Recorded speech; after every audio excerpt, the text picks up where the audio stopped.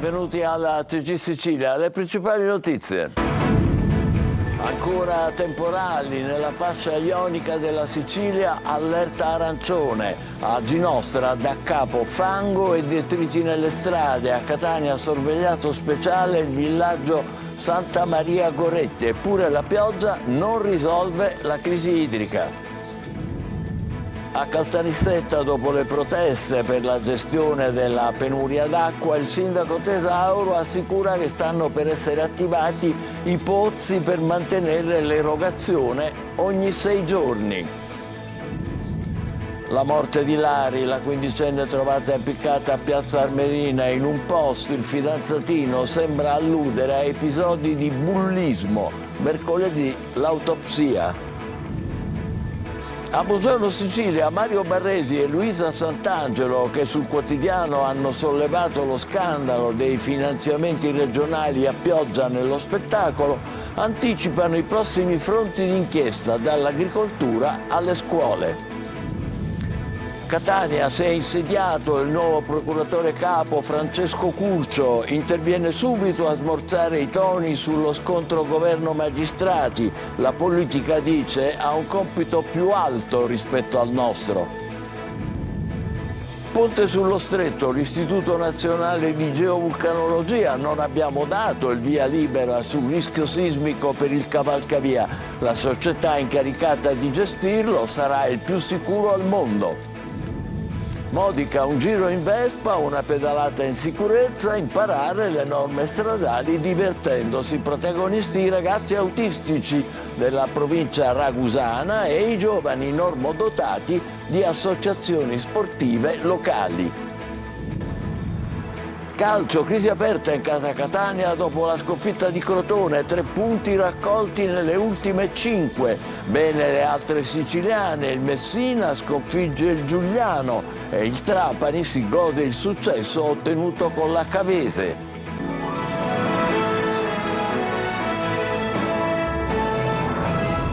Bentrovati, temporali e maltempo nella fascia ionica della Sicilia e allerta arancione, e a Ginostra fango e detriti ricoprono ancora una volta le strade. A Catania sorvegliato speciale il villaggio Santa Maria Goretti, ma la pioggia non risolve la crisi idrica. Adelaide Barbagallo. Piove a dirotto. Il maltempo si abbatte sulla Sicilia nord-orientale con temporali e burrasche e, come di consueto, si registrano i soliti allagamenti. Grave la situazione a Ginostra, dove in 10 minuti di pioggia le strade si sono ricoperte di fango e detriti. Tranciati i cavi elettrici, l'isola è piombata nel buio. Insabbiato l'approdo del Pertuso, le vie di fuga sono tutte inagibili. Qui siamo sulla circonvallazione di Catania. Grande apprensione al villaggio Santa Maria Goretti, dove i residenti temono nuovi allagamenti. Vediamo il livello dell'acqua nelle strade che rasenta l'ingresso delle abitazioni. In mattinata è stato rimosso il tronco di un albero che rischiava di ostruire il torrente Forcile, sempre a rischio straripamento. Per l'allerta arancione diramata alla Protezione Civile, oggi scuole chiuse in 37 comuni della fascia ionica. Piove, ma gli invasi non si riempiono. Restano quasi asciutti e non mitigano la grande sete d'acqua che cittadini e campagne patiscono da mesi. È un paradosso, ma è così. A spiegarlo è lo stesso Salvo Cocina, dirigente della Protezione Civile regionale. Piove nei posti sbagliati, afferma. Qui siamo nell'entroterra siciliano, come vedete a queste immagini, anche stamattina strade asciutte. A Enna e in tutta la provincia invocano la pioggia, ma non arriva. Così l'Ancipa è quasi a secco, così come il Fanaco nel Palermitano. E a Caltanissetta, dopo le proteste per la gestione della crisi idrica, il sindaco Tesauro assicura che stanno per essere attivati i pozzi per mantenere l'erogazione ogni 6 giorni. Rita Cinardi. A Caltanissetta il tema della crisi idrica rimane al centro del dibattito politico. Dopo l'occupazione da parte dell'opposizione dell'aula consiliare in segno di protesta contro la gestione dell'emergenza idrica da parte dell'amministrazione comunale, il sindaco Walter Tesauro ha indetto una conferenza stampa. Per il primo cittadino bisogna evitare populismo e diffusione di fake news, e nel ribadire che i 12 silos dislocati in vari punti della città sono accessibili a tutti i cittadini che in caso di emergenza potranno approvvigionarsi semplicemente finalmente aprendo i rubinetti già installati, ha invocato la coesione da parte di tutte le forze politiche. Il sindaco Tesauro ha anticipato che i pozzi individuati dall'amministrazione comunale saranno attivati a breve e quindi, secondo quanto riferito in conferenza stampa, alla chiusura della diga Ancipa le abitazioni di Caltanissetta non rimarranno a secco. Stanno provvedendo ad effettuare alcune riparazioni importanti che permetteranno di poter far defluire l'acqua dei pozzi senza che se ne perda e che può essere utilizzata quantomeno per avere, così come oggi avviene, l'acqua ogni 6 giorni, con l'opzione che si continuano a cercare pozzi per poter diminuire i tempi di erogazione. L'attività esplosiva sull'Etna al momento è cessata, l'hanno accertato dall'Istituto Nazionale di Geofisica e Vulcanologia di Catania. Per fortuna dunque il vulcano non produce più ricadute di cenere, ieri invece era stata registrata un'attività eruttiva sul cratere Boccanuova che ha provocato appunto la dispersione di cenere vulcanica che soprattutto tra Giarre e Mascali si era aggiunta al fango e alla pioggia. La morte di Lari, la quindicenne trovata impiccata a Piazza Armerina in un post, il fidanzatino sembra alludere a episodi di bullismo. Mercoledì l'autopsia sul corpo. Lorena Dolci. Una foto scattata a una festa pochi giorni prima di morire. Eccola Larimar sorridente accanto al suo fidanzato, l'ultima foto insieme. E lui a pubblicarla sul suo profilo Instagram insieme ad un messaggio in cui sembra alludere a episodi di bullismo.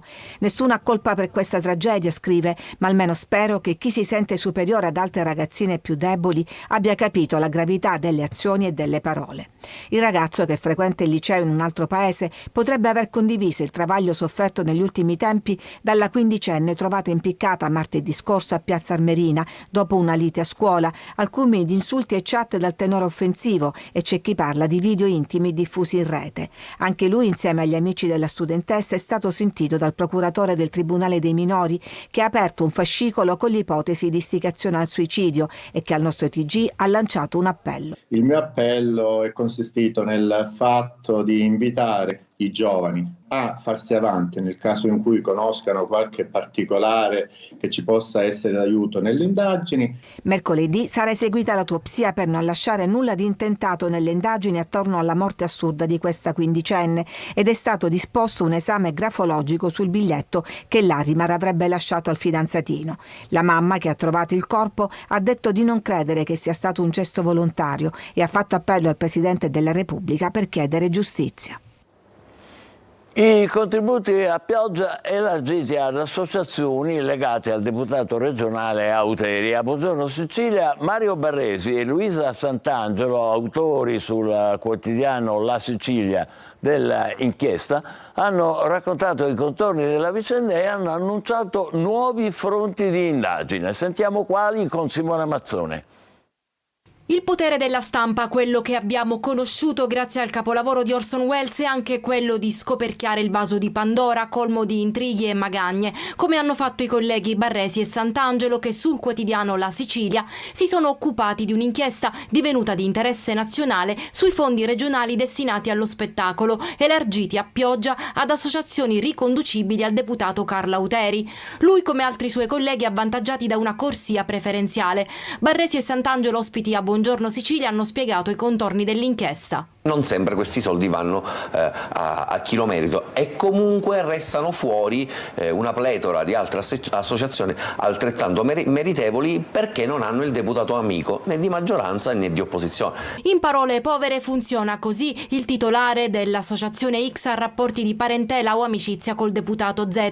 Questo, per favorirlo, inserisce, grazie all'uso di tabelle e allegati, un contributo straordinario in un maxi emendamento che può racchiudere altre voci simili e che verrà votato in uno senza sollevare polveroni. Soltanto per lo spettacolo e gli eventi abbiamo stimato in circa 8 milioni di euro. Soltanto per eventi e spettacolo. A questi dobbiamo escludere. A quanti enti più o meno? A un'ottantina, 78. L'inchiesta non si ferma qui. Andremo avanti perché le tabelle appunto non riguardano soltanto lo spettacolo, lo abbiamo scritto, e anche dentro quelle dello spettacolo comunque c'è ancora altro. Adesso la preoccupazione preoccupazione che questo meccanismo si ripeta sempre col sistema del maxi emendamento anche sul voto della finanziaria regionale. Intanto Auteri annuncia che non si dimetterà dal Parlamento e se non ci saranno alternative, la sua intenzione è ritornare a Fratelli d'Italia, andrà al gruppo misto, anche se questo vorrà dire trovarsi accanto a Miccichè e Lavardera, con i quali i rapporti ad oggi sono al vetriolo.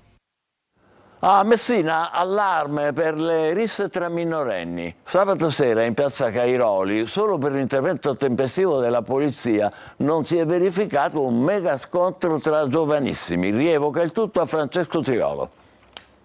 Cresce l'allarme risse a Messina e l'ultimo episodio in ordine tempo è inquietante ed allarmante. Una mega rissa pronta ad essere scatenata, infatti è stata disinnescata all'ultimo momento nella serata di sabato a piazza Cairoli, cuore della movida messinese, soprattutto dei giovanissimi. Erano una trentina, tra cui tante ragazzine e minori 14 anni che stavano prendendo le misure per scatenare la rissa. Movimenti che non sono passati inosservati e qualcuno ha avvertito subito le forze dell'ordine. L'arrivo di 2 pattuglie delle volanti ha scongiurato che potesse scattare l'aggressione, ma resta altissimo il livello di allerta nella zona. A denunciare l'accaduto è stato l'ex garante per i minori Angelo Costantino, secondo il quale non bastano i presidi delle forze dell'ordine, che in questa e in altre occasioni sono stati efficientissimi, ma bisogna lavorare nelle scuole sulla povertà educativa e sulla dispersione scolastica. E che la situazione sia complicata lo testimoniano anche i provvedimenti che la questura sta prendendo nei confronti dei giovani, soprattutto dopo le risse documentate anche sui social. Appena 2 giorni fa il questore di Messina Nino Gargano ha mandato un avviso orale a 2 minori di 14 e 16 anni. Il sedicenne è ritenuto l'autore di 2 distinte aggressioni con la complicità di coetanei in via 24 maggio e in via 1 settembre, vittime altre minori minacciati e provocati verbalmente e poi colpiti ripetutamente con calci e pugni. La 14enne, a bordo di una vettura del tram, ha aggredito altre 2 ragazze, entrambe maggiorenni, fino all'intervento di un passeggero che riusciva a fermarla. La stessa minore era stata segnalata per un'altra aggressione avvenuta lo scorso ottobre a Villa Dante. A Catania la polizia ha arrestato un pregiudicato per rapina, per altri 2 colpi tentati e per porto illegale d'armi. A inchiodarlo la videosorveglianza. Lo ha ripreso mentre agiva a volto scoperto. Simona Mazzone. Avrebbe costretto sotto minacce di un'arma e terrorizzandoli 2 giovani in un punto vendita automatizzato H24 a consegnargli 30 euro, ma non solo, i precedenti di Salvatore Castiglia, 36 anni, per medesimi reati erano parecchi. La polizia lo ha così arrestato a Catania per rapina aggravata, 2 tentate rapine e porto illegale di armi. Nei suoi confronti la sezione contrasto al crimine diffuso della squadra mobile della Questura ha eseguito un'ordinanza di custodia cautelare in carcere emessa dal GIP su richiesta della procura. Non solo è accusato della rapina commessa nei confronti di 2 giovani, ma la procura gli contesta anche 2 tentate rapine. A un turista austriaco ospite di un bed and breakfast del centro storico, non riuscita per la reazione della vittima che si è chiusa dentro la struttura, e a un residente in un'abitazione adiacente all'albergo. A inchiodarlo le registrazioni fornite dai filmati dei sistemi di videosorveglianza in cui si vede proprio Castiglia agire a volto scoperto. E a Palermo un 33enne che ha tentato di rapinare anche lui a volto scoperto la banca del Fucino di Via Dante è stato arrestato dalla polizia. L'equipaggio di una volante di passaggio aveva assistito alla scena attraverso una vetrata dell'istituto di credito e così l'hanno preso. Catania, si è insediato questa mattina il nuovo procuratore capo Francesco Curcio. Interviene subito a smorzare i toni sullo scontro governo-magistrati. La politica, dice, ha un compito più alto rispetto al nostro. Luca Ciliberti. Il procuratore ha evidenziato tra le priorità del suo intervento, anche perché conosce bene la materia, l'immigrazione. Da qui sono partite inchieste importanti proprio da Catania. Ma infatti ho detto Catania è una delle migliori procure d'Europa, non d'Italia, su questo fronte, e quindi dobbiamo incrementare questa attività, visto che ci sono delle professionalità che ci invidiano all'estero, insomma. Quindi sono convinto che questo è un... Tra l'altro l'Italia ha sottoscritto questo trattato nel 2006 che prevede il contrasto e la punizione dei trafficanti, ma nello stesso tempo l'assistenza a chi è vittima di tratta. Procuratore, tutti gli interventi che l'hanno preceduto hanno parlato evidentemente dell'attualità, cioè dello scontro politica-magistratura. Lei ne ha fatto solo così un lieve cenno. No, ma io ho detto quello che andava detto, cioè che ognuno deve fare quello che gli spetta. A noi ci spetta interpretare le leggi che hanno una loro gerarchia, c'è la Costituzione, ci sono i trattati internazionali, ci sono le leggi dello Stato, ci sono le leggi regionali e noi dobbiamo mettere insieme questo pazzo, diciamo così, questo mosaico. E la politica ha un compito più alto del nostro, perché deve dare l'indirizzo politico. Però questo non significa che noi dobbiamo venire meno al nostro lavoro. Ponte sullo Stretto, l'Istituto Nazionale di Geovulcanologia, INGV, dice non abbiamo dato il via libera sul rischio sismico. La società che lo gestirà replica il ponte sarà il più sicuro al mondo. Eva Spampinato.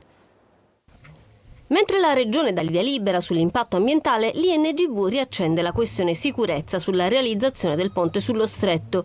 Ci sono 2 lettere scritte dal presidente dell'Istituto Nazionale di Geofisica e Vulcanologia, Carlo Doglioni, che hanno generato nuove polemiche politiche. Doglioni, pubblicato su Repubblica, ha scritto che l'INGV non è stato coinvolto nel progetto definitivo del ponte per quanto riguarda l'analisi del rischio sismico e di possibili faglie attive e che sarebbe necessario fare alcuni approfondimenti. La società Stretto di Messina, che gestisce il progetto del ponte, replica: il ponte sarà una delle strutture sismicamente più sicure in Italia e nel mondo. La società spiega che al progetto non manca alcun via libera sismico o certificazione e che i ricercatori dell'INGV hanno collaborato nella redazione del quadro geosismico tettonico. Ma nelle lettere citate dal quotidiano romano, Doglioni parla della faglia di Cannitello, su cui dovrebbe poggiare il pilone del ponte dalla parte della Calabria. Nelle mappe del progetto del ponte sullo Stretto si dice che la faglia Cannitello non è più attiva in base alla bibliografia esistente, ma secondo Doglioni servirebbero altri studi specifici per valutarne l'attività potenziale. Modica, un giro in Vespa, una pedalata in sicurezza, imparare le norme civiche e stradali divertendosi. Protagonisti i ragazzi autistici della provincia ragusana e i giovani normodotati di associazioni sportive locali. Veronica Barbarino. Birilli, semafori, vespe, biciclette, macchinine elettriche e personale altamente qualificato. La via principale del cuore barocco di Modica si è trasformato in un vero e proprio circuito stradale a misura di bambino. Per l'evento Andiamo a 2 ruote per l'autismo, organizzato dall'associazione La Terra di Matteo. Protagonisti i ragazzi autistici della provincia ragusana e i giovani normodotati di associazioni sportive locali, insieme per favorire l'inclusione e la comprensione reciproca. Smossi da tanta curiosità e divertimento, i partecipanti hanno potuto fare un giro in Vespa, una pedalata in sicurezza, imparare le basi delle norme civiche e stradali negli spostamenti urbani ed extraurbani. Un evento quindi che ha voluto dare l'opportunità ai ragazzi di acquisire maggiore indipendenza, tanto che per i molti di coloro ritenuti idonei questo è stato solo il primo passo verso il conseguimento della patente di guida. Si spera di fare soprattutto formazione e informazione e divulgare quanto più possibile, perché l'autismo non è né una malattia e né una patologia, ma è soltanto una semplice condizione. Questi bambini sono semplicemente degli esseri speciali, dei bambini normalissimi. E adesso facciamo una breve pausa, tra poco per il calcio con la sconfitta di Crotone che aggrava la crisi del Catania. State con noi, vi aspettiamo.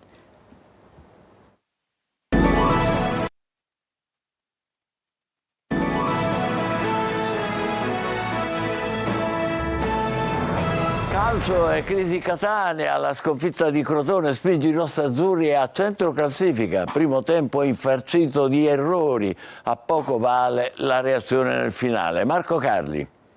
Bisogna stare zitti e lavorare tanto, perché se vogliamo essere ambiziosi non puoi fare un primo tempo del genere. In 10 secondi di dichiarazione condensati i motivi dell'arrabbiatura che coinvolge l'intero ambiente, tifosi in testa. Perdere si può, ma non regalando. E il Catania Crotone ha regalato un tempo e 3 gol. Nonostante un buon avvio, i rossazzurri crollano la prima folata di vento. Basta una corsa in verticale di Silva e un tiro da posizione decentrata per l'1-0. Difesa molle e portiere colpevole. Da quel momento prende avvio la discesa senza freni, Gomez, oggetto del desiderio estivo, porta i suoi sul 2-0 con un tiro angolato. Catania assente che reagisce solo con il possesso. Per il 3-0 basta un tiro tagliato su punizione di Giron, la palla non viene respinta e Adamonis si fa sorprendere ancora. E pensare che la gara era stata anticipata dalla battuta d'arresto del Benevento e dal pareggio dell'Avellino. Le occasioni perse sono state tante, poi ripeto, si poteva anche pareggiare, poi alla fine non avremmo rubato niente, però la cosa mi fa incazzare, scusate l'espressione, è il primo tempo. Nella ripresa il Catania mostra di saper quantomeno reagire, Stoppa accorcia con una bella conclusione di destro da dentro l'area su cui D'Alterio non può nulla, sempre Stoppa batte una punizione tagliata, sfiora Di Gennaro, tocca Giron ma nella propria porta. Poi Montalto ha anche l'occasione del 3-3, ma la reazione alimenta la delusione per l'assurdo avvio dello Scida. Raccolti solo 3 punti in 5 gare, una crisi che sta nei numeri alla vigilia della doppia delicata sfida con Trapani e Avellino. Sorrisi arrivano invece dalle altre due siciliane di Serie C. Il Trapani e il Messina hanno vinto rispettivamente contro Cavese e Giuliano. Vittorie importanti oltre il risultato. Francesco Triolo. Un gol dal peso specifico che va oltre i 3 punti. Facundo Lescano ha scacciato la crisi in casa Trapani con il suo guizzo in pieno recupero che ha consentito a Granata di battere la Cavese e rialzarsi dopo 2 sconfitte consecutive. Una vittoria meritata quella dei ragazzi di Aronica, arrivata solo al fotofinish e dopo un primo tempo complicato in cui un'ottima Cavese li aveva messi in difficoltà. E l'abbraccio liberatorio con cui tutta la squadra, il gol di Lescano ha sommerso il proprio allenatore, è stato il segnale dell'unità del gruppo. Trapani che ha creato tante palle gol ma è mancato a volte di concretezza. Da oggi si pensa al derby col Catania cercando di ripetere la prestazione contro i campani. Sorride anche il Messina che al Franco Scogli ha battuto il Giuliano, squadra che si presentava in riva allo stretto reduce dalle vittorie di prestigio contro Picerno e Trapani. A decidere il match è stato un rigore conquistato e realizzato da Petrungaro, ma i ragazzi di Giacomo Modica, ancora in silenzio, sono stati bravi ad affrontare la partita con l'atteggiamento giusto, una prestazione di corsa e sacrificio, soffrendo nel finale, sprecando più volte il raddoppio. È la seconda vittoria stagionale per i giallorossi che dà al gruppo maggiore autostima per affrontare la lotta per non retrocedere. Ci fermiamo qui, l'appuntamento come al solito è per le 20, grazie per averci seguito, buon pomeriggio.